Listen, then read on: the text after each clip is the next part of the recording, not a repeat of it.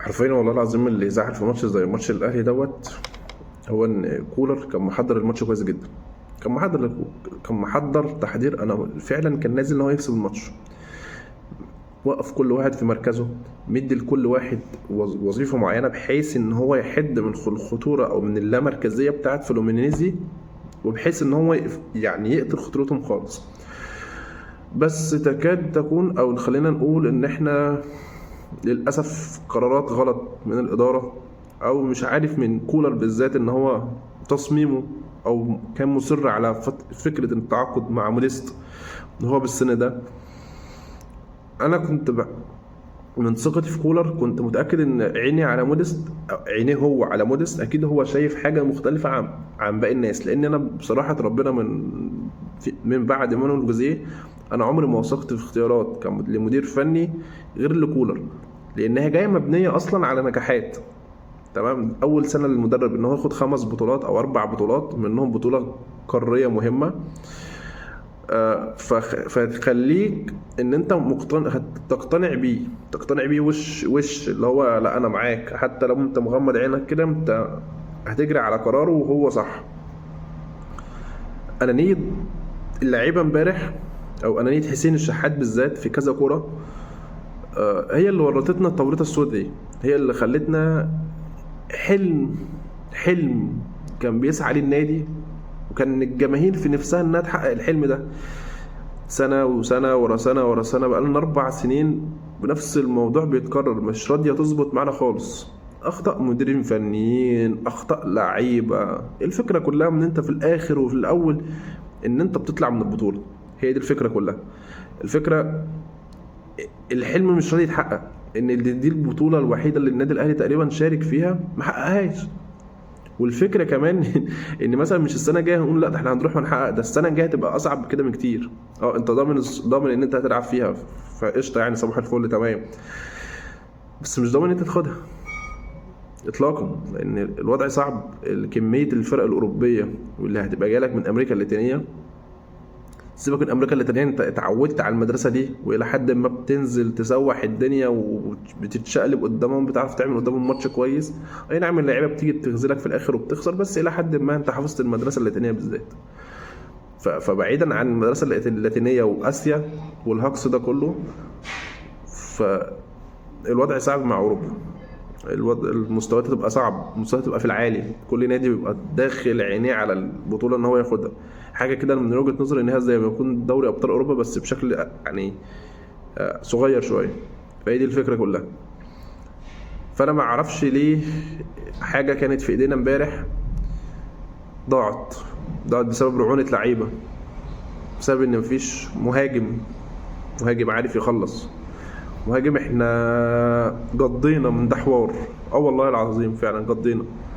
اعتقد ان الاداره كمان زهقت من الحوار ده، انها من كتر ما بتتكلم في الحوار ده اعتقد ان الاداره زهقت هي كمان ومش عارفه تخلص مهاجم.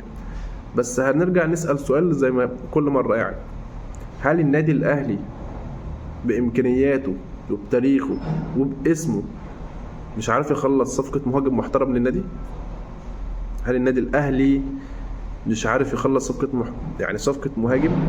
طيب، ولا هل الفكر في النادي الاهلي بقى متراجع عن التطور وعن الحاجات اللي بقى بتحصل في العالم دلوقتي ومخليها بالشكل ده؟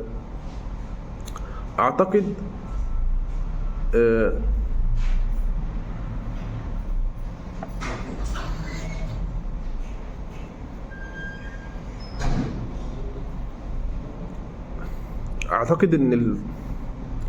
اعتقد ان الفكره جايه ان مفيش حد يعرف يخلص لك الصفقه دي، او حد عارف عينيه حلوه عندك يجيب لك المهاجم او اللاعب اللي هو فعلا مهاجم.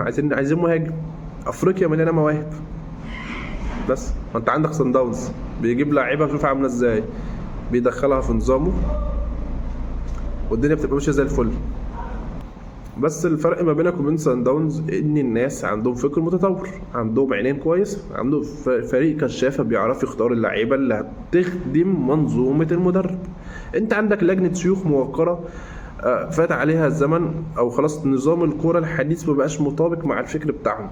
خلينا نكون مقتنعين بالفكر ده او مقتنعين بالرأي ده، ان حرفيا لجنه الكوره اللي عندك مفيش حاجه اسمها لجنه كوره او لجنه تخطيط اصلا، في حاجه اسمها مدير رياضي، في حاجه من ده اسمها يا عم لجنه تعاقدات، في حاجه اسمها كشافه.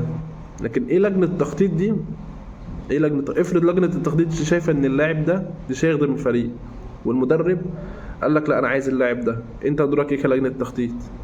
فهتعمل ايه ساعتها؟ او ايه الحل وقتها؟ بلح.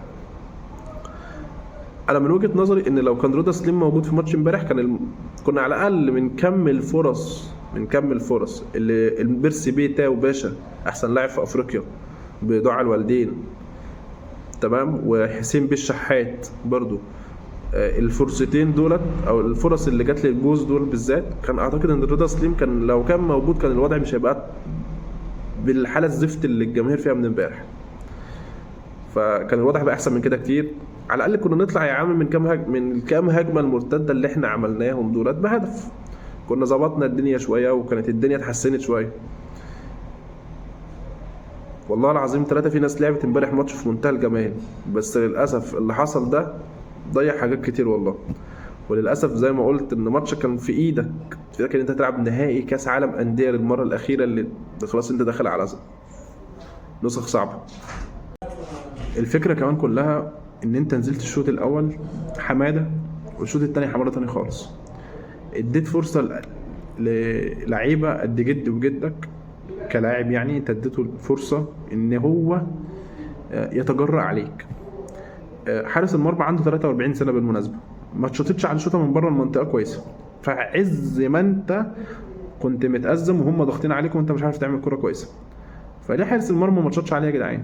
ليه ليه الكورتين اللي كانوا انفراد وهم اقرب كورتين لينا راحوا له في نص المرمى؟ ده الراجل كان فاتح الزاويتين على البحري، فليه ليه ما تلعبوش بشكل ادق من هنا من كده وتركيز احسن من كده؟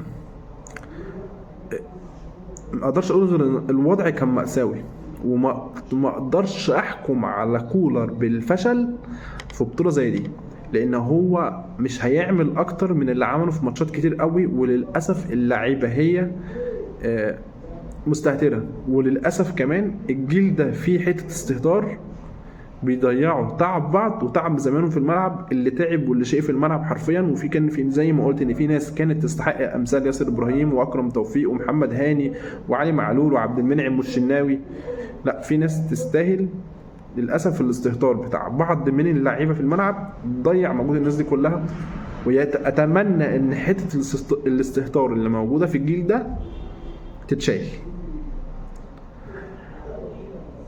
اتمنى ان يتدارك الامر والموضوع ما ياثرش، وكولر يقدر ياخد برونزيه مع الاهلي يعني لمجهوده البسيط مع النادي او في البطوله دي بالذات، لان دي اقل حاجه الراجل ده بالذات هو يستحقها. وصلنا للنهايه، وباذن الله مش هتبقى اخر نهايه، ان شاء الله نشوف الفيديوهات الجايه للنادي الاهلي وهو على منصات التتويج في اي بطوله يشارك فيها. لو انت مش مشترك في القناه فانزل اشترك دلوقتي حالا، وما تنساش تفعل زر الجرس، وما تنساش اللايك الرايق بتاعك يا رايق. سلام.